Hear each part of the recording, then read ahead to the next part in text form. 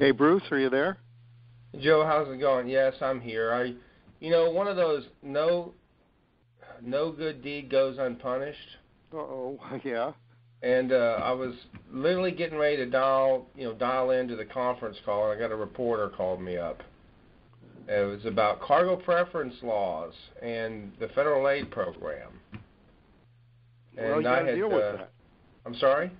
You can't let that go. You got to deal with it. Oh, I told the guy, I said, let me see the memo. I'm not a CNET expert. I'm not even a civil engineer. I'm an uncivil economist. That's okay. I don't think they're interested in civility. No, we can't. We're trained to be aggregate. Instigators. Yeah, that's my experience with our economists. Yeah, we're trained to love how great and deep our thoughts are. Well, I think it's a story about disagreement. Whatever position you take, I can come up with an argument that says you're wrong. That's okay. It's like being married. No. That's not like being married. Because I've been married 28 years. I'm always wrong. See, the argument implies one person can take different roles. I just saw a guy walking down the street with a T-shirt that said, "I don't need Google. My wife knows everything." Yeah. I saw a joke. It says, "I married Mrs. Always Right." Yeah. We all got one of those. Oh yeah. So, is there a way that I can switch to the headphones, or should I just stick with the phone? It's whichever you prefer to do. Well, but I can't figure out how to get to run my voice through the internet. Oh, then just stay on the phone. Do you see the slides on the web page? No, but I probably haven't pushed all the right buttons. Let's see. Yeah, let's see if I can get this panel out. It took me back to the beginning. So I join online. Right. And I can see the slides in the background, but I've got their advertisement on the front. So how do I get rid of that? Okay. What do you see? I see the sign into the meeting thing, but it says it wants me to join now, or just hit click or to log in. So if I'm sorry, say that again. Yeah. So just log in. I'm hosting the meeting now. Yeah. Okay. No, it wants me to log into my account, which is not what I want to do. Okay. I don't have did I not send you a link? Add link. Yeah, I think I'm on the link. The one that I sent you. Do you see Bruce? Yeah, I see that in the to view the slides, you'll have to log on to the ITTS wall at this location. So if I do go to the wall, will that do it? Yes. Let's see. Now, if I do go to the wall, it takes me back to if I'm the host, log in, join the online meeting. So when I do that, it just keeps going back to I see the sign into the meeting. So what do I sign in with? Just do this. I know. I think I'm not as. I could possibly be making it much more difficult than it is. Let me try this.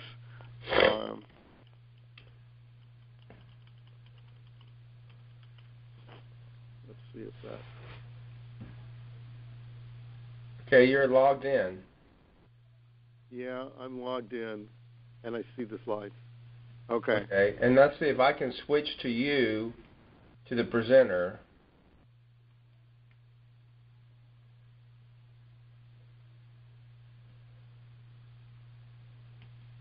And you should be presenting now. It says that the installer is downloading. do I want? Okay, let's see.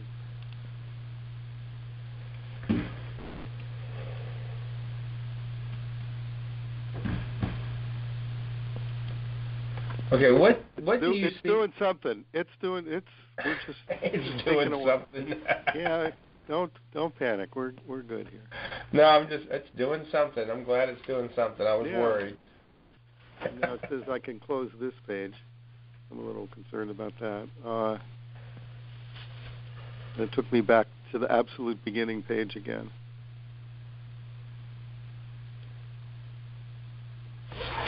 It says, I see the thing that I'm nominated to become presenter. Select all. I think I'm just going to select all and see what happens. Start sharing. I see your screen. You do, but I don't see. Oh, okay. So you can see my screen? Yeah. All right. Well, let's try this. Let's see. I see your calendar. I see those are kids, grandkids. Yeah, grandkids. Okay. All right. Yeah. So do you see it? It's in slide. Wait. Do you have two monitors? Yeah. Okay.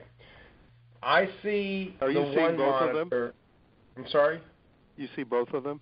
No, I only see the one that has the notes page, the speaker's monitor. So you need to drag that one to the other monitor and then reopen it up, and it'll open up on the correct page. Close that out. Okay, let me see if I can do that. Yeah, now just drag that to your second monitor. Yeah, so I see your kids, or your grandkids. Okay, And when you got open it? well, no, what I'm saying is you have two monitors, correct? Yeah. What happened is it's showing the primary desktop monitor.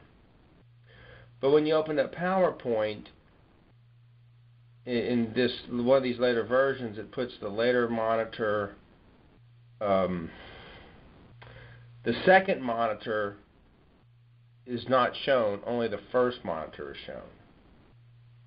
So what you need to do is take your PowerPoint and physically you want it drag on the first monitor.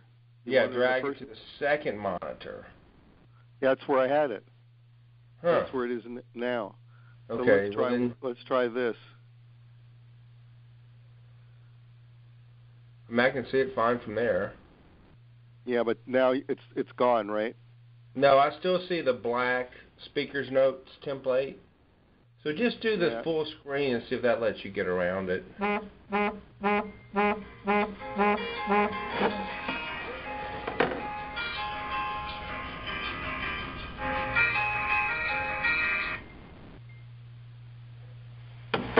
How about that? Perfect. Okay, now do you see my grandchildren? No. Okay, well then I think we've got it. So let's see. Yeah. Okay, Yeah. so I'm switching the slides. I'm doing it. Yeah, you're fully in control of the whole thing. Okay. And so how many people do you expect? I sent it out to about 25, and then there was another person, Mary Grace, about 95 quarter, sent it out to another 25. So you could have 5 or you could have 30. I have no idea. Okay. And you'll kick it off? Yes, I will. Okay.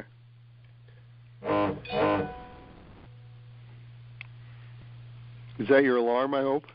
No, that was somebody called me. One of my favorite stories, or a short collection of short stories, is by Leo Tolstoy.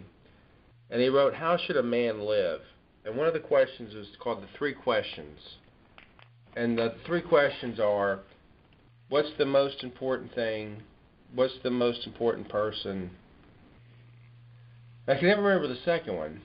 But basically, it sums down to the most important thing is the thing you're doing right now. The most important person is the person you're with right now.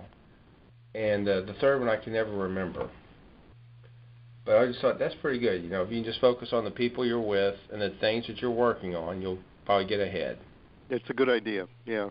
So, the older I get, the harder it is. Well, yeah, and I'm definitely seeing, as people have told me, as you get older, life does go faster, and I've noticed the acceleration slowly creeping into my life. Yeah, I'm not sure if it's acceleration of what's around me or me just decelerating. Maybe we should not answer that question. Yeah, let's stay away from it. You're right. Yeah. So I'm just going to, if I can make this work, I'm going to zip through the one and then I'll go on to the other, and in between I'll ask for questions, and you can tell them in the middle that if they want to raise a question at the moment, they can do it. Okay, I will be happy to. And I went ahead and recorded this, and I'll send you the recordings if you decide to edit them or something for your podcast. Okay. I mean, just be one less thing you have to worry about. Well, that's always a good thing, so I appreciate that. No problem. Who joined us from South Carolina? Rick Wyatt. Hey, Rick, how's it going? Good. How you doing? I'm doing real well. Good. I'm trying to figure out how to get AASHTO to cover y'all to come to my conference. Yeah. I wish we could. I wish you could figure that out. Well, no. I mean, there's supposed to be a modeling meeting on the Wednesday, and they're supposed to pay for travel. So I'm trying to figure out how to get that through, work that through with them. That'd be good. So, anyway.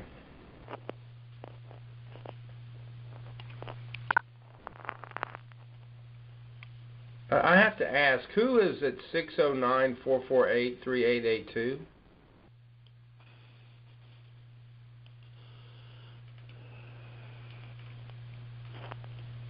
It says Drinkwater.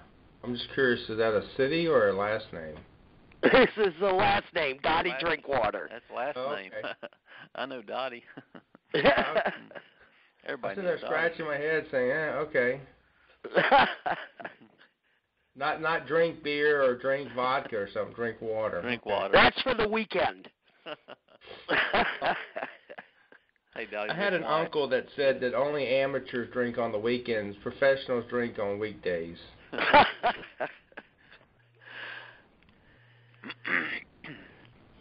So what state are you from? You asking Dottie? I'm New Jersey.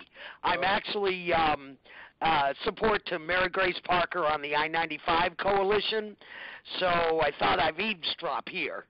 A silent listener. Well, that's good. I'm glad that you're a silent listener. Now, are we all able to access the wall and see the slides? Or y'all are just calling in? I'm just about to try that. I've got the slide. I don't see any slides yet, but You don't see it? This is the future of freight data? Purple slide? This is Eric. Eric? Hey, where are the slides? You don't see any images at all? I clicked the link and I have a spinning wheel. Nothing's coming up yet. Yeah, okay. Joe, why don't you give it back to me as an attendee and we'll see what we see. And they'll give it back to you. What do you see right now? Nothing. Do you see something now? No, the page won't even load.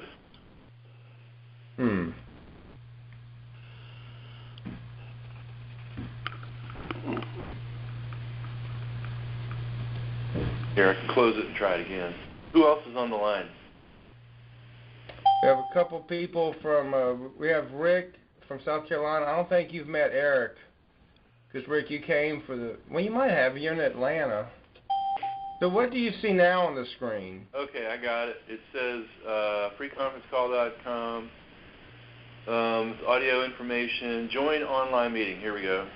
Okay. Click the green button and get to pop up, allow. Launching the application.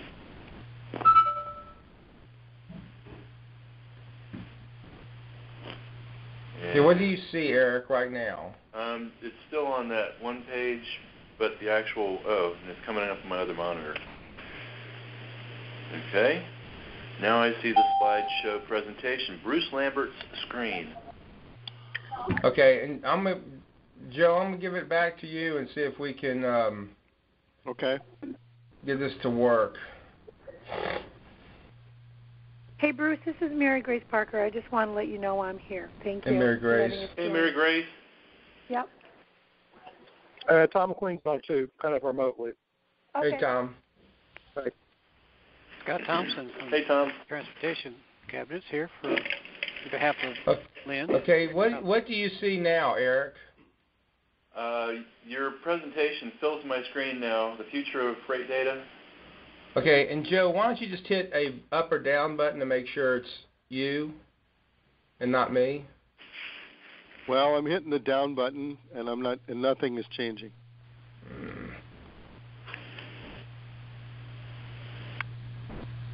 Because I see your mouse moving on the screen. Yep. There. Well, you got smaller. And so that suggests that There I've you got go. some degree of control. Yeah, if you double There you click, go. that's great. All Perfect. right, we got it. Okay, Eric, did you see the movement on the screen? Yeah, I see the mouse on the screen, but now he double clicked the header, so it fills the screen, and that's what I got. Okay, good. So everybody else should be in there too. Okay. Well, first of all, I'm just going to go ahead and just introduce why I'm doing this, and then I'll turn the meeting over to Joe. When I was at the Commodity Flow Conference in October, Joe made this presentation, and it really piqued my interest because the way he structured the discussion on freight data was one I had not thought of before. And so the structure of his presentation I found very informative and kind of refreshing. I hate to say this, Joe, as much data sessions as I've endured in TRB, yours was one of the better ones I've sat through. Well, but you said you're recording this, so I'm just going to take the recording and give it to my boss. So this is all good. And he needs a pay raise and some other things? Absolutely, yeah. Okay. And so, having said that, I realized I wanted Joe to share this with my states because I thought it was a very kind of informative discussion of where freight data is coming from, how are we using it, and some thoughts on new data sources or integrating data sources. And so I approached him about doing the presentation, and we moved it back to February because of conflicts before the end of the year. So, and Joe's also going to talk about some of the other TRB meetings he's been in. So what we're going to do is he's going to go through the future of freight data. If you have a question that you'd like him to answer, just ask, or when we get through the end of this presentation, we're going to have a Q&A session. So if you have questions you want to ask, kind of just let us know. But again, I think, I know I sent out some information on Joe, and you've got links and what he's doing, and I think you'll find this a very informative presentation. So Joe, you've got control of the screen, and I will turn it over to you. Okay, thank you. Let me just try to get some of the other garbage off my screen so nothing interferes and nobody calls me. So I'm happy to talk with you today. I'm really giving the same presentation I gave at the October 29th TRB Commodity Flow Survey, and that was focused on the Commodity Flow Survey workshop, and that was focused on that particular survey. And I've had a kind of a long history of working in or near or around that survey. But the talk that I'm going to give you goes beyond that. It really goes beyond CFS. But in some respects, I try to address some of the concerns that the people behind Commodity Flow Survey have had and the pressures that they've been feeling. And I'm very comfortable if anybody has a question, just scream it out. If you disagree with me, though, write it down and throw it away when you're done. I want to, let's see if I can make this work. So why is it not advancing? Are you using a button or are you using the mouse? I am using everything. I am using there you go. So maybe it's a little bit delayed. We'll see. So my objective is to kind of give you a big picture talking about the government role in freight data and more about the future of CFS than you might want to hear at this point in time. And I want to talk about the business context, some of the data uses and characteristics of data sources, and then end up with a statement about the future. And when I get to the end, you'll see that the method I used in pulling this together was I talked to a bunch of people that I felt really had some sense of what the future freight data would be, got responses from a group of them, and tried to bring those responses together in this talk. So the business context. So one of the characteristics of the business context is that it seems that there's this really strong trend, particularly among millennials, toward sharing everything. And that really, in some sense, overrides some of the concerns that I think a lot of us had and a lot of people in the industry have about sharing data. So what you're seeing is people sharing rides, sharing cars, sharing bicycles, sharing accommodations, if you think about Airbnb. And one of the things that it looks like we're looking at down the road is more sharing it on the freight side of the industry. Uber and its competitors are talking about moving freight, and if you look at what's going on around the world, there's a lot of what we might call non-traditional movements of freight by people who we might have said 5 years ago really not in the freight business. And all of this sharing really depends very heavily on information technology. And so there's more data moving around, more sharing of data, and we're much more dependent on data than we have been in the past in the freight business. And a counterpart argument is that, well, this is a temporary trend, and all those millennials are going to age out of it and move to the suburbs and fill their houses with children, and they won't want to share anymore. But I don't think that is likely to change. I think that you're really seeing a sea change in the way people are operating and living and shopping that are going to make a lot of difference in the freight business. And the difference could be particularly in the last mile in an urban delivery, where what we're seeing is some trends toward relying on volunteers and kind of Uber-type delivery of packages, where there are a lot of people that drop in and out of the delivery business. I would say it's not overwhelming, but it's a pattern that seems to be on the horizon. Also, if you look at the dynamics of origins and destinations, the location of activities that generate freight and receive freight are to some extent changing, and they're responding to characteristics of labor, reliability factors in the transportation system. I've talked to people in the industry who've said moving some of my manufacturing and sourcing activities back onto the continental U.S. because of uncertainty in freight transportation. So I need to control that, and I can control it better locally. Also, there is actually a fairly substantial movement in the direction of 3D printing, which may put us in a situation where we're seeing more manufacturing of products closer to home, and eventually, long-term, possibly even in-home. I have some colleagues that are working at my university on multi-channel retailing, which really means there's a lot of different ways to buy things, more different ways to buy them than there were a decade or 2 decades ago, and that's really influencing the way products are moved from a retailer to the customer. That sometimes Joe, why don't you just explain to them, because everybody does it, but they don't think of it as, you go to Home Depot or Lowe's or Walmart and you're using your phone and comparing prices and shopping and... Well, that's almost the easy part, but you could sit at home and use your phone or use your computer to see which store's got what you want, and to have that store bring it to you, or you could go to that store. If you shop at a Walmart, for example, you have the option of picking it up in store. They have an inventory system that's tied into the internet, so I can know if the product I want is in the store and is it worth my going there. I can know what the price is for them to deliver it to my house, and the part that's a bit of a surprise to me, but it's really quite interesting.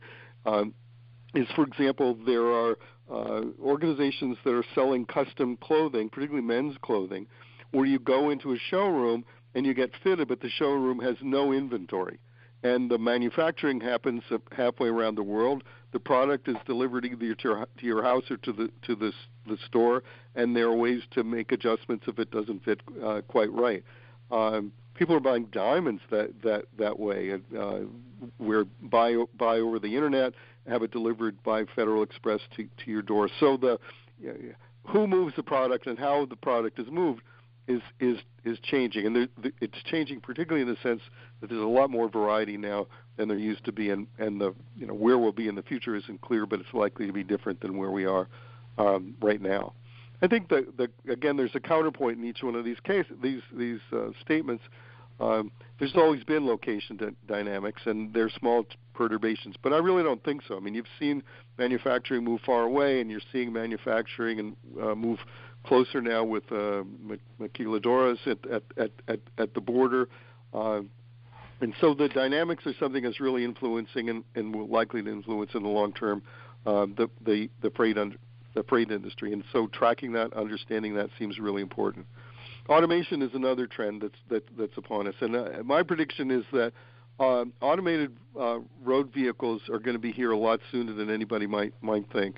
Google's moving very rapidly, but if you look at an ordinary over-the-road truck, there's a lot of automation in that truck right now, and there are tremendous incentives on the freight side, on the trucking side, to go to automations. When you think about the hours of service issues, productivity of drivers, safety issues, and driver shortage, I think that's going to change a lot. And automation really means a data-based operating system, and that moves us in the direction of more opportunities to grab freight data to know what's going on in the system on a near real-time or even real-time basis. And more data to be collected, questions about how we're going to access that data, and we've got some experience now with working with trusted third parties who address some of the proprietary concerns.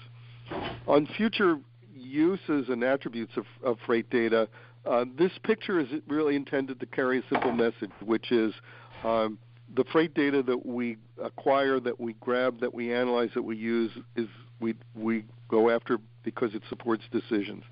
Decisions about assessing how the system is performing, decisions about where to make investments to make it perform better, decisions about the value of a particular link and whether it's worth investing or reinvesting in, and decisions about where to put our money to promote economic development. And there are really two kinds of data that we're talking about: the kind of data that are in the Commodity Flow Survey, which is our flow data, and performance measures. And Commodity Flow doesn't really address performance, but I think there's a tremendous demand for hunger for performance data. We want to know how is the system working, what are the travel times, what are the reliabilities. The I-95 corridor case is a really good example. I mean, the people are very concerned about how the system performs, and the data to measure that and to use that as a basis for decision has very high value. Everyone I've talked to in the industry keeps going back to the notion that freight is really about economic development, and so freight data is about economic development. And that's what I said in the previous slide. What's the value of the link? What's the value of the node? How does it perform? Where can we apply data to make a sensible investment decision? I had talked to some leadership people in state DOTs who made the statement that, in particular, I heard someone say, "Don't tell me about average daily traffic. Tell me what's in the traffic. What's the value of the traffic? What's flowing there, and what does it really mean to the economic development of my state?" So a low ADT on a link may not necessarily mean a low value, and that takes us back to we need the data to understand what's going on that link. Now, some people say it's really hard to get those data, but I think as the technology changes, the industry changes, it in some ways it becomes easier to get the data, and it certainly is becoming necessary to get the data, because economic and social outcomes are really the reason that we organize and develop transportation systems. I've got a couple of slides that address freshness of data or timeliness of data, because I knew at the point in time when we put this together that this was an issue that the Bureau of Transportation Statistics and DOT was feeling a lot of pressure on, and we wanted to address that. So one of the issues is, if you look at Commodity Flow Survey, if you want to use real data right now to make a decision, you're looking at 2007 data to make a decision about 2016. And those data, in fact, may be sufficient, but they may not be sufficient, and they're not. They have a credibility problem. So there's a notion of freshness that really is an important attribute of data, and it strikes me that we need to be investing to ensure that the data are sufficiently fresh. And I'll go back to this in a moment, but if you look at the flow of Bakken crude out of North Dakota and other places, the rate of change was extremely rapid. It stressed the rail network substantially, led to some unfortunate accidents, and waiting 5 years to get the data on that's too long, because in fact in this particular case, in 5 years the explosion came and it really went away, and it's hard to know where we're going to be 5 years from now. But having data that are fresh are really important for making decisions and for supporting data programs. I think because if we go to the Congress and we go to state legislators and we look for money for data, and they look at the data we have and it's 5 years out of date, it's very hard to make the argument that these data are really important for decision making. It's true that it takes a long time to convert those data that are collected through surveys like the CFS to useful information, but that's another issue that really needs to change as well. And what you see in that bottom line message is a kind of push that we made to the Bureau of Transportation Statistics to think more about collecting data continuously, which is what we do with the American Community Survey, which is we're serving about 3.5 million households a year. So you can get answers to questions with data that are as recent as 2 years old or even 1 year old. I think it really makes a great deal of difference in terms of credibility. What we think about is the notion that there may be there's a kind of sweet spot in terms of data freshness for different kinds of decisions. And what we were talking about in this particular slide was the fact that my colleagues and friends at the Bureau of Transportation Statistics came to me and came to other people and said, political leadership is saying, well, why don't you have real-time data? And the interesting thing about real-time data is and the term that it's on this slide that people were using is it's eye candy. It's really appealing to see that. But the problem with real-time data is, what's real-time? What's happening right now? Well, by the time I get the data, mostly it isn't happening anymore. May be really useful to have real-time data to decide on what route to take from work to home this afternoon at 5 o'clock. But it's really not good for longer-term policy decisions. And what you really care about is, if you're into the math, what we have in that equation in white on the lower left, which is some measure of performance, which is an integration. It's a summation of real-time data and aggregation over time. So I wouldn't get too enamored with real-time data because it has some uses. It's not all that useful from a policy perspective, but looking at the longer-term trends of real-time data can be really useful. And really the message underlying this was a message to people in the federal government saying, don't mess with real-time data because other people are doing that, they do it better, and has a completely different use than policy analysis and strategic decision-making. And you can see in that little graph on the right the growth in car loadings of crude oil in the United States and how rapidly that grew.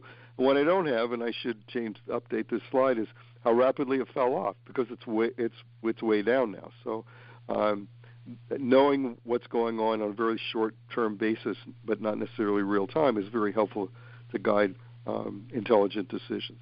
I think I'll skip this. This is just a slide that says, well, if the decision is what you have on the left, well, what do you need in terms of data age? And for long-term decisions, strategic decisions, large-scale capital decisions, you need a longer-term data stream.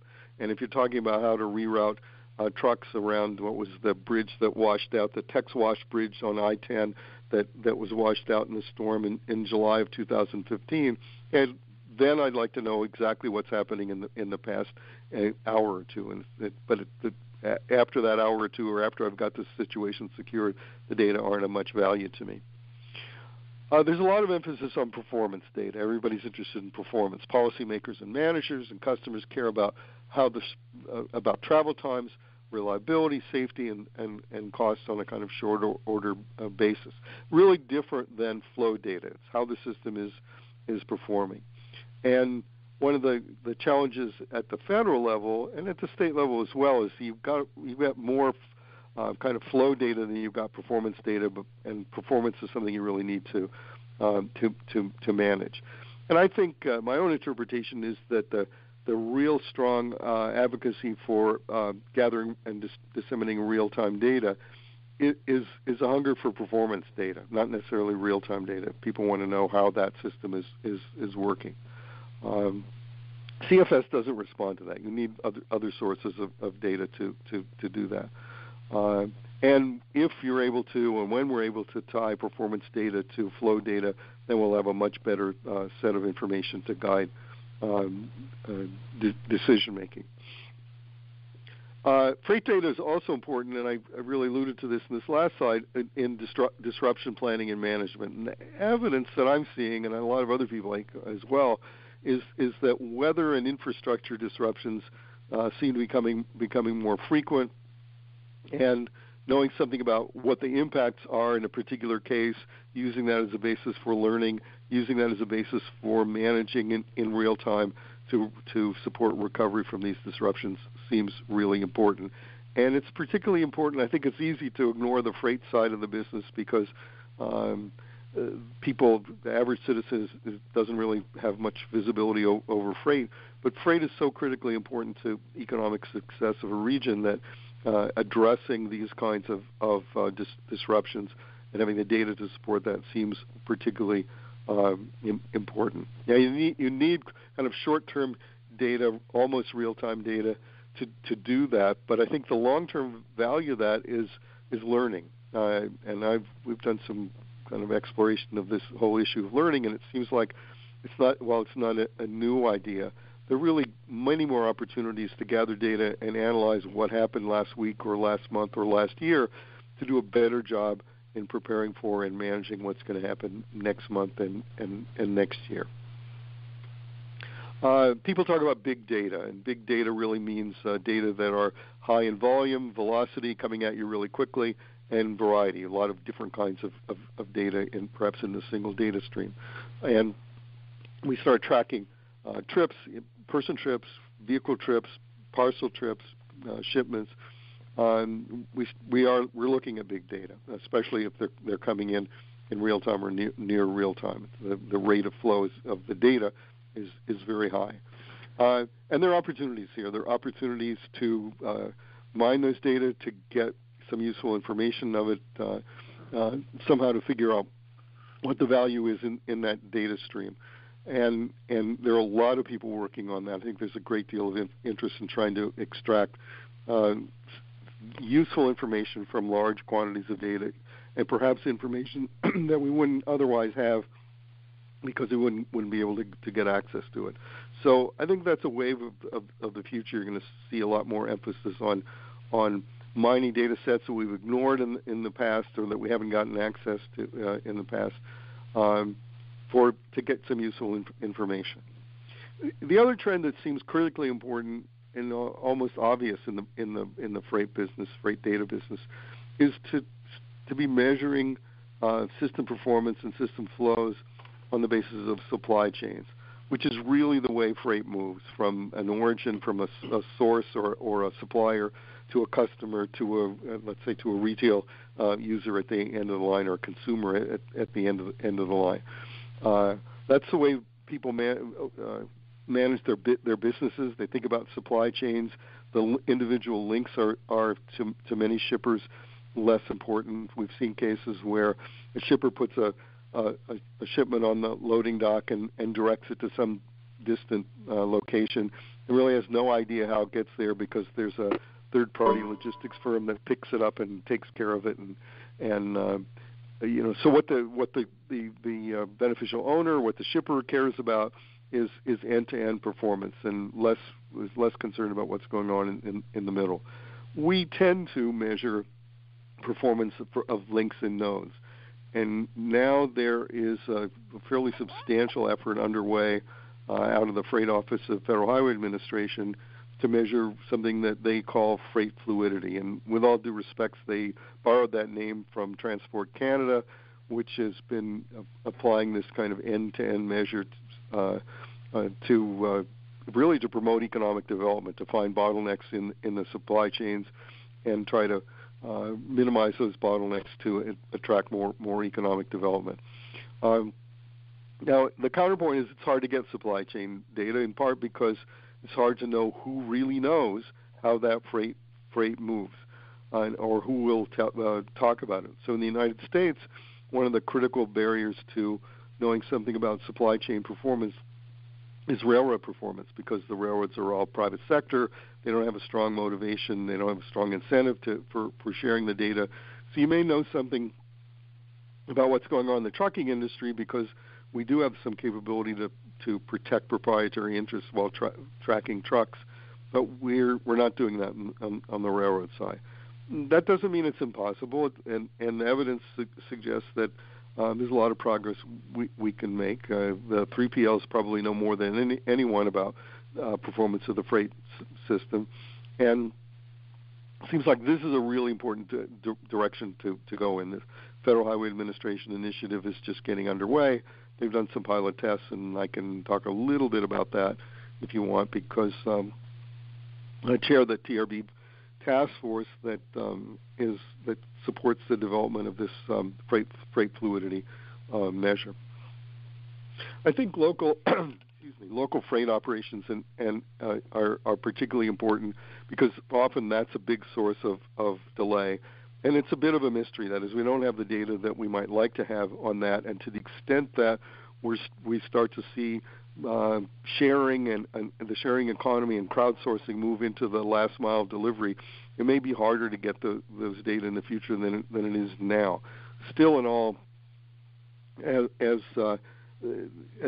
urban areas densify, and there's some indication that we're seeing that in some of the larger cities, though knowing how the last mile freight movements work is going to be really important to manage the freight system, particularly from a supply chain perspective. And I think what we're seeing and what we'll continue to see is more and more local agencies kind of dipping into that pool and trying to build relationships with private sector shippers and carriers to measure the performance of the urban supply chain and to improve that performance. Future channels and sources and channels.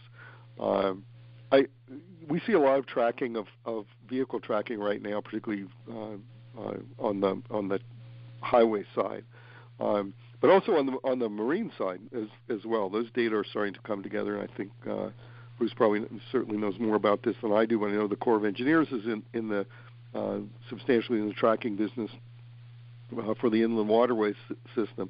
The technology is there. I mean, there's nowhere to hide. Everybody knows where you are and can track you and track your vehicles. And so the data are there. The question is, can you shake it loose and make use out of it? And the evidence is, particularly on the trucking side, is that we've found over the last decade ways to share those data and protect the proprietary interests of the carriers. I think we've learned a lot from that, and I think we're just at the beginning. People do worry about proprietary interests, and it's what we can't get right now is data on what's inside the boxes and the movement of particular goods. We can certainly track the performance of the highway network, and arguably, the technology is there to track other modes as well. And this is a source of big data, and I think it's like what's the good example? The internet is a good example. The whole regulatory process got completely overtaken by growth of the internet. The regulatory process and the organization of markets was overwhelmed by the entry of Uber and Lyft and sharing modalities like that. I think you're going to see we are seeing the same thing in the tracking business. That we got a lot of data, lots of applications, some not necessarily for good, but in the end, this is going to be a source of data and is a source of data that will be really important in understanding the future and performance of the freight system. And I think what you'll see is much more access to private sector data, and the key to that access is going to be monetization. That is, as people begin to realize that tracking data has value, and that you can sell it on the market, becomes more available, the quality gets better, the markets grow, and we find creative ways to deal with proprietary interests. I think the old barriers to data sharing are likely to erode. We'll see new barriers, but I think that the future is a future of sharing data, and particularly sharing data in a monetary market. And that says that the private sector is really here to stay in the freight data game because of this notion of monetization, because we can see a money value associated with gathering and sanitizing and disseminating lots of data, including freight data. And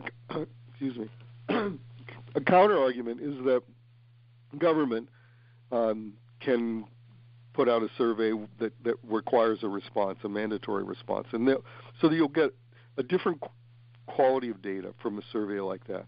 But in terms of large-scale measurement of the performance of the transportation network, I think that private sector has some real advantages. They can move more quickly, they can take more risks, and they can make money from it. And I think what you're going to see is more and more cases where public sector entities realize that it's more cost-effective to buy some of this data than to try to collect it themselves.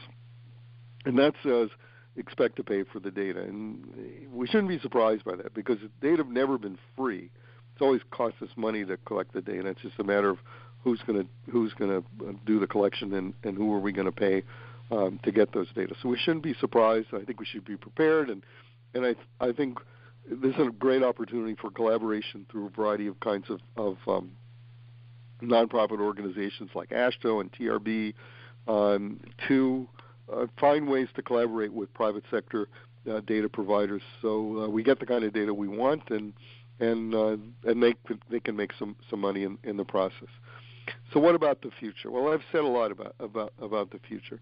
One of the things that this slide is here because Tim Lomax, some of you may know Tim, he's with TTI, and he said, well, one of the things you have to say is that a part of the data picture is we need to communicate more about freight.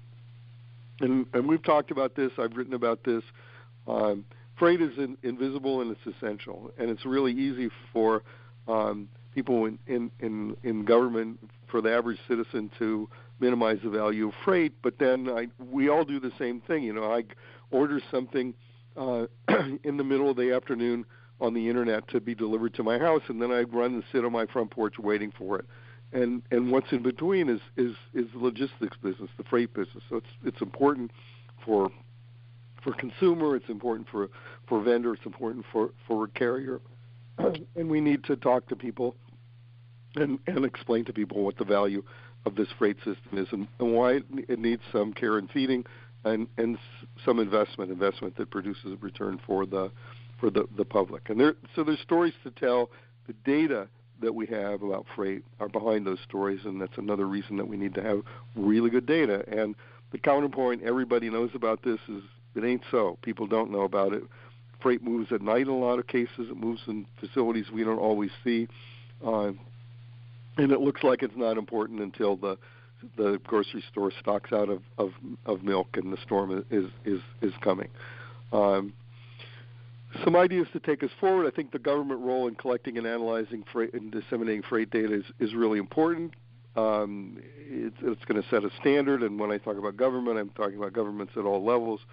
The commodity flow surveys will continue to be important, but it needs to adapt, it needs to change, it needs to get to connect to the performance side of the market. And I think the boundaries between public and private sector are shifting and will continue to shift. So the future, if it's easy to say, but I think it's very logical, the future is going to be different than the present, and the question is how. I think we need to prepare to buy data, to buy more data than we bought before. or to buy more explicitly rather than to collect it ourselves to buy it from somebody else who's collected. And it can be a win for everybody. Users can get better data more quickly. Agencies can get the data that they need to make intelligent decisions. Shippers and carriers can benefit from knowing how the system performs, and a vendor in the middle can make some money to drive the system forward. Big data, I've talked enough about big data. There's no avoiding that. There are lots of sources, and increasingly there are going to be really effective ways to get access to some of these data sources. Performance is something we really have to keep focused on, and supply chains are at the core of performance. And fresh data are key to good decisions and credibility of the data program and credibility of those decisions. If you put together fresh data and important issues, then you generate value. And this is a picture of the cast of characters that I surveyed to get some useful information on that. And I still have the capability to identify all these people, but I won't do it. I'd be glad to stop and take a drink and answer any questions you might have. Thanks, Joe. And I want everybody to recognize he didn't interview me, so I'm not an expert. Well, maybe I couldn't get a picture of you. I'm sure there's one on a milk carton somewhere.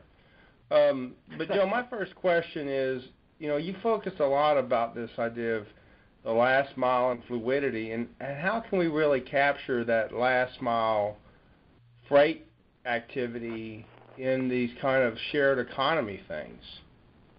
Well, I think there's really no regulatory oversight for that movement. Yes, and here's a case where the regulatory oversight is behind the market, because what's going on in some places, I think there's an experiment on the Purdue campus where Amazon, you can buy stuff from Amazon there, and they put it in a locker, and and they give you the code to the locker, and you open that up, and you do the last mile yourself.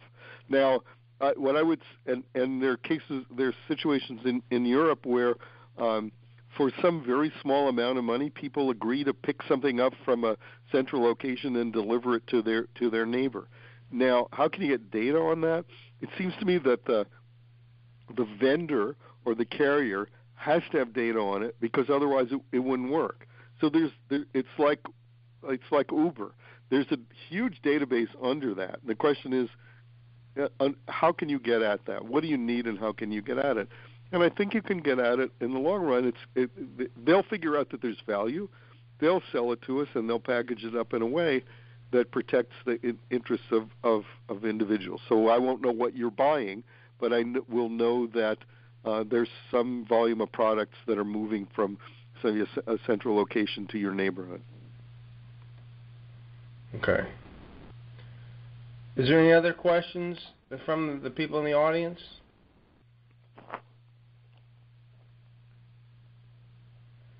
Okay, I have one. You still there? Yes. It's Tom Quim GDOT. You mentioned stuff, the Uber effect.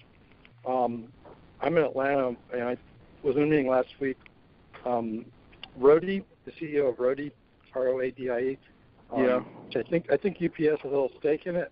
I didn't have a chance to catch him, but do you know if they've talked about having enough volume of data worth talking to, or just any general thoughts on that? I think it's probably premature to get data from that, but I think as you look forward, it's the kind of thing that if it goes, if it's successful, if they're making money and they scale up, then you know they've got data, and the question is, what's a way to secure it? And so I'm optimistic long term that you'll be able to get at some kind of access to that. And what may happen is it may be through a trusted third party, like Atree's doing on the heavy truck tracking data, where we actually worked with those data a couple of years ago. I had a student that did some research using those data, and it took weeks and weeks and weeks for us to negotiate to get access. And now it seems like everybody I talk to at conferences says, oh yeah, I'm using those data. So yeah, the world changes, and it changes rapidly.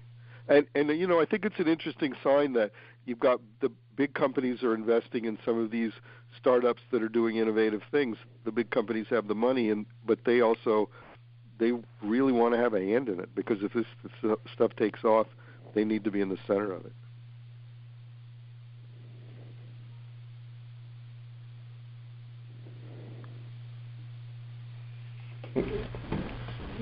Any other questions? So I guess, Joe, do you want to change to your other presentation real quick? I do. Do I know how to do that? Well, you would just close that one out. Yeah, okay. And then you open up the second one. Oh, you're such a good teacher. I like it.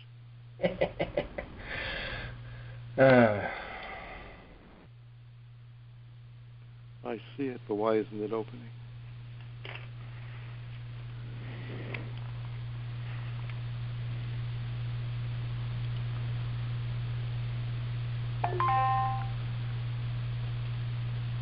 There you go. Can you see that? Yes. Okay, so let me. I'm gonna. This is more dense, but I think I'm more dense. So let me try to go through this a little bit more quickly. There are fewer slides. This is an overview report of the TRB performance measures and data conference, the 5th international conference that was held in Denver in last June. And what you see is, well, the two co-chairs of the conference. So I was co-chair with Daniela Bremer. Daniela is she's a lot smarter than I am. She's really the head of performance measurement and management at Washington DOT. So Denver conference, the 300 and some people in June, great place to have a conference. And it was a complicated conference. And I dropped out the slide that described the structure of the conference because I decided it would take way too long to get through it. But it was a multi-track conference, and there were 4 broad themes, and people broke off into subgroups to address these themes. And the themes were, the cute title is Driving Decisions, Aligning Performance Measures to Support Decisions. The second was Tracking the Moves, which is really focused on intermodal performance measurement. The third was Untangling the Data Web, which focused on advances in data sources and data technology. And the last was a more kind of practical theme focused on what's the state of the practice. So the takeaways, I always think about pizza when I think about takeaways. And I'll break them into those 4 groups. And under Driving Decisions, what we talked about, I should say, and I skipped over this really quickly, there were a large number of presentations at this conference. There were poster sessions and breakout groups, so a lot of discussion that I boiled down to, I think, 4 slides. Under Driving Decisions, we focused a lot on what's the role of the analyst in kind of building the bridge between data performance measurement and decision support. And we talked a lot about the notion that it's really important to be thinking about what are the policy questions we're trying to answer, what are the investment decisions that we're considering, and what kinds of performance measures do we need to support them, and then from there back up to what are the data that necessary to deliver those measures. The sense we had, and we had a number of senior leaders in the transportation business at this conference, is that decision makers want more data access rather than less, and that the most progressive leaders that we heard from talked about their agencies becoming information agencies and information providers, not gatekeepers, not trying to keep information away from people, but to make more information available to individual users of the network, shippers and carriers and decision makers at all levels. It's really important to have the data that we need to support these kinds of choices, to tell compelling stories. And what I hear more and more is that decision makers are saying to us, explain it to me, tell me the story, give me the words to tell the story so that I can convince somebody else. So the infographics and the visualization techniques are critically important, and the challenge is, can you deliver, and we deliver data in a form that a user can really make effective use of? Does it support the application? There was also some conversation about informing frontline employees so that they understand the whole notion of performance measurement and data-driven decision making, so that you can work through the vertical section of the organization, and everybody's moving in the same direction.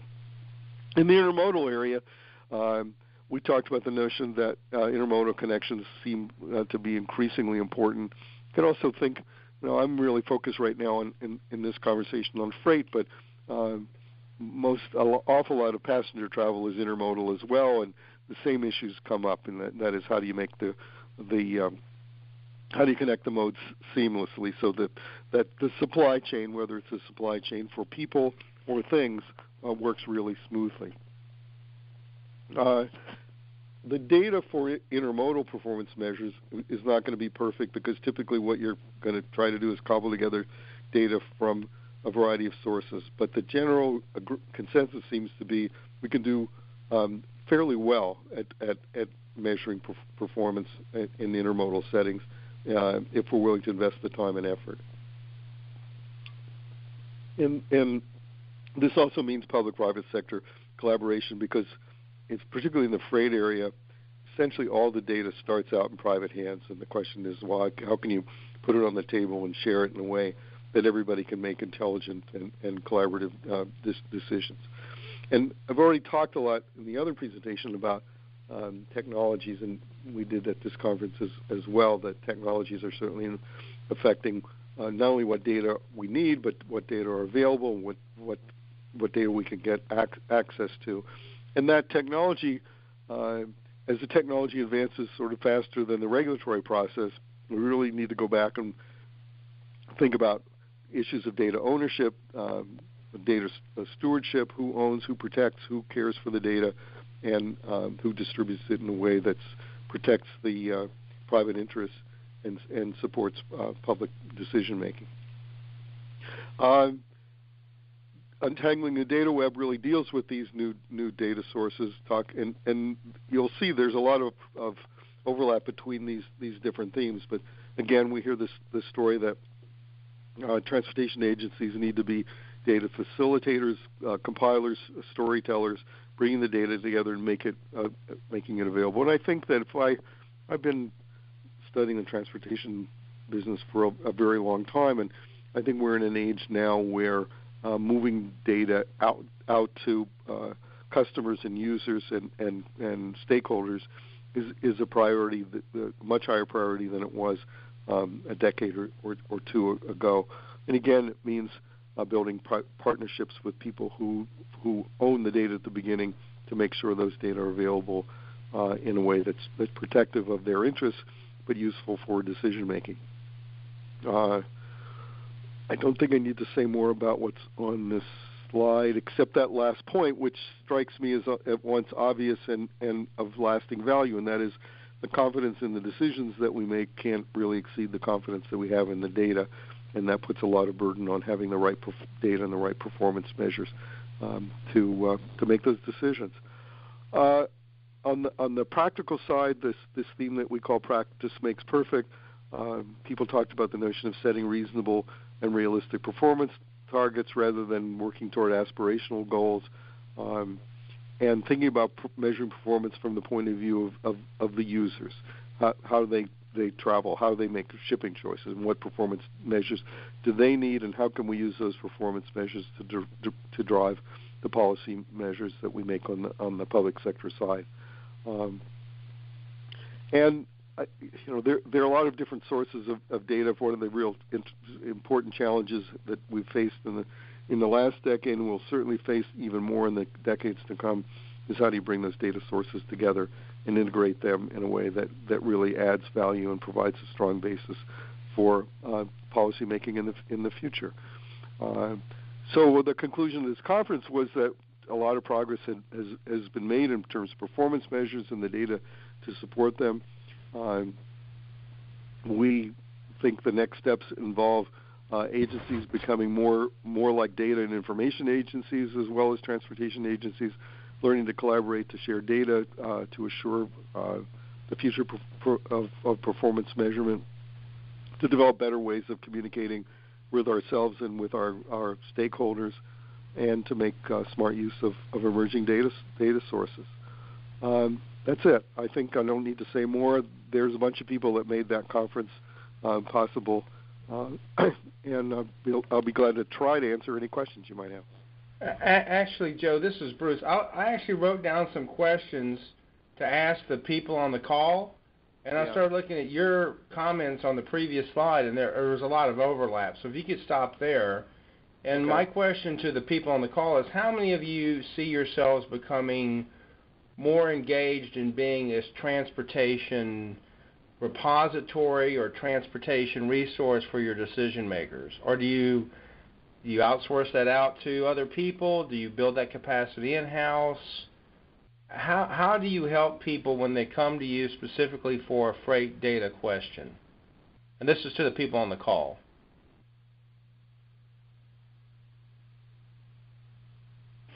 Could you say that one more time, Bruce? One of the things, okay, I'll explain my reason. One of the things I'm seeing among the state DOTs when I'm talking to them is some of them see themselves as having to have freight data in hand, in their back pocket, to anticipate questions that they need to be asked. Other ones say, I need freight data simply to address a program or a planning activity. And other ones are saying, well, now I need to understand data, freight data, to incorporate it into my state freight plan or into performance measures. So it's becoming much more of an active part of your program. So you have this range where I only need it for one project, and after that it goes away.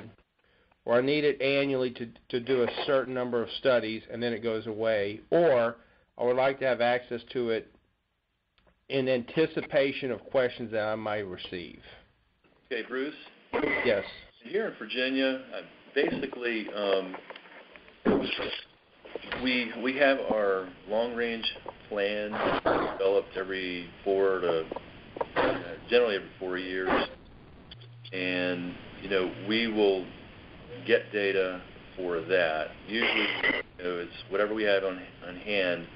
Because we have a regular, like every other state, traffic counting program in our whole forecasting process. We keep all that on hand for anything. But then, we may go and get TransSearch data. If TransSearch data isn't available at the time, we can go to FAF. But generally for that long-range plan, we'll go and make the purchase of the TransSearch data because of the way it is modeled and the way it's represented. It's more useful to us than the FAF in general because it's based on the truck trip rather than just the commodity trip. And rarely ever get questions about, like, just, on the spot, I have this, that based on a general, just a specific project that's in process. That just doesn't come to me very often anyways.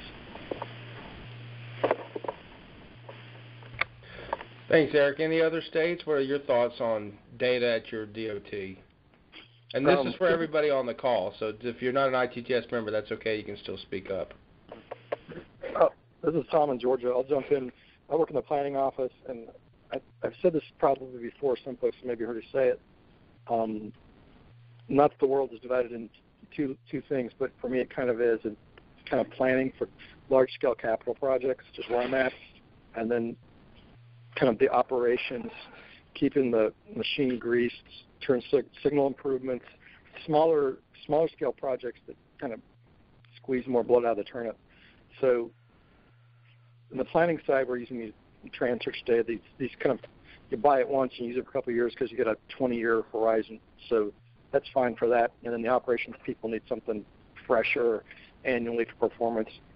One thing I'm looking forward is scratching my head trying to figure out how we can start sharing things over our back fence and getting something out of it. And another question I constantly challenge myself and my folks is, speaking of freight data, it's not always labeled as freight data.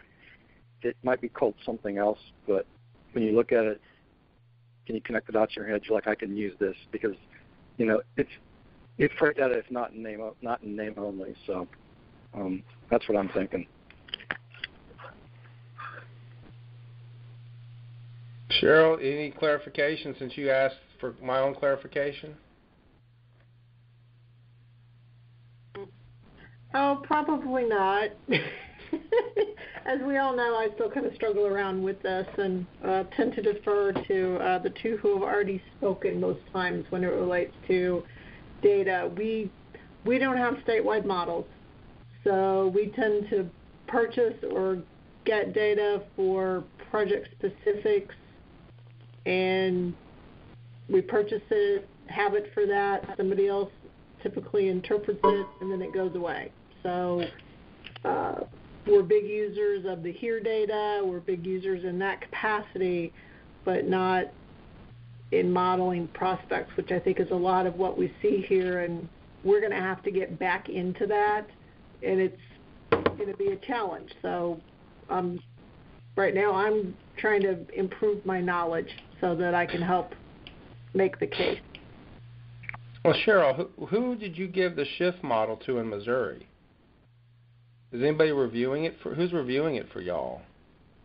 The shift model, we've kind of tossed it around a little internally. We have some really awesome data people upstairs on highway, very specific modeling stuff, but we don't actually model.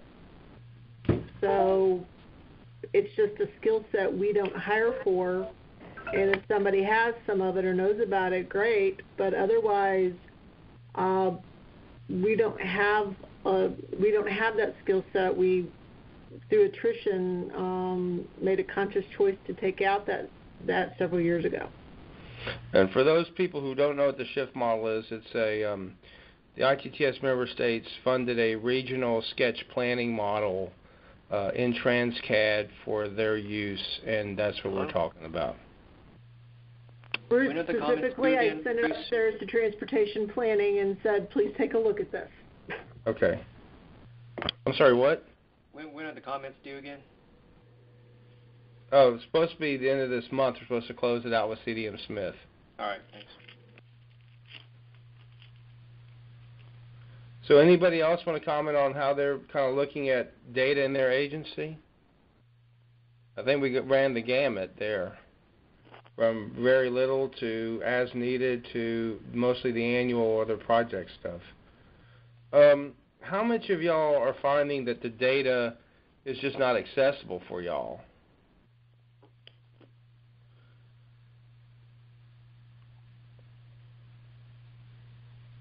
Are you able to get the data you need, or you just contract it out, or how much of y'all want to do it in-house or not? For me in Georgia, I'm kind of small staff, so it's kind of as needed, and it's, save up your pennies and typically buy them through some bigger study that a consultant's doing for me, and they, as their contract, we buy it as a batch. Okay.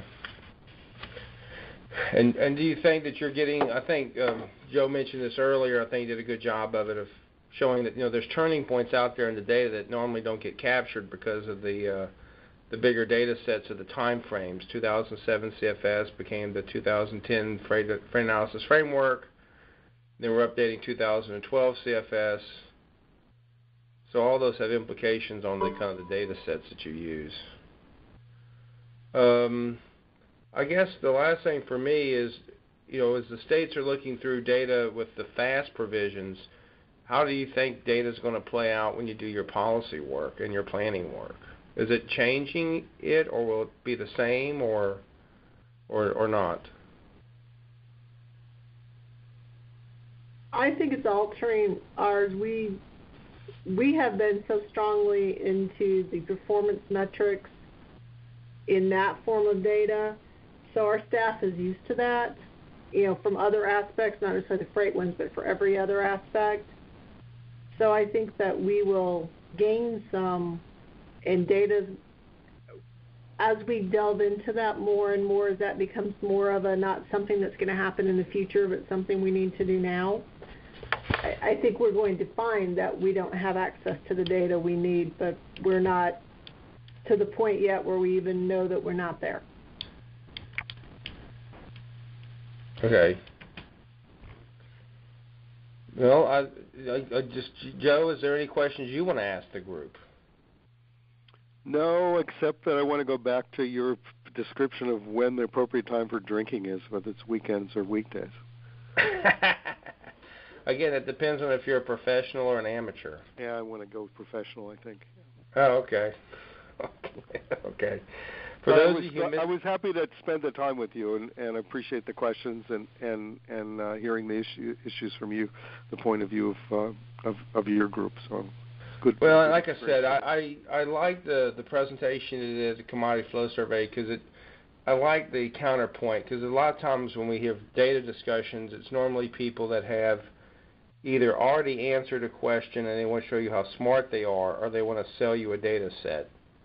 But I like the idea of kind of, what's the pros and cons that you implemented in there, and definitely kind of talking about the, what is the data that we really need as opposed to what's the data that's available to us.